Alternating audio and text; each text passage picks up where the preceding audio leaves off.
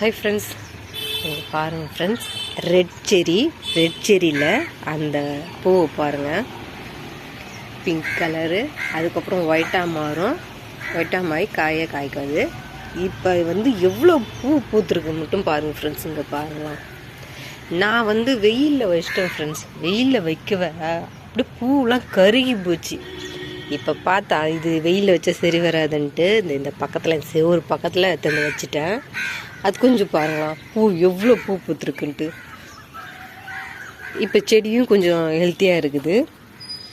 இப்போ இதுக்கப்புறம் காய் தான் இவங்க காய்ப்பாங்க.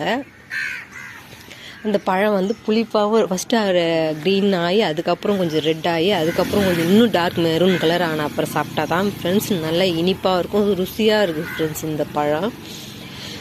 நிறைய பேர் சொல்கிறாங்க இதெல்லாம் நம்ம வீட்டில் வச்சா துளுக்காது. ஆனால் இது பழந்தம்மா ஃப்ரெண்ட்ஸ் காய்ச்சிது. இது நிறைய சின்ன செடி தான், கட்டிங் மூலிமா தான் நான் வச்சேன். நிறைய பழம் காய்ச்சிது ஃப்ரெண்ட்ஸ்.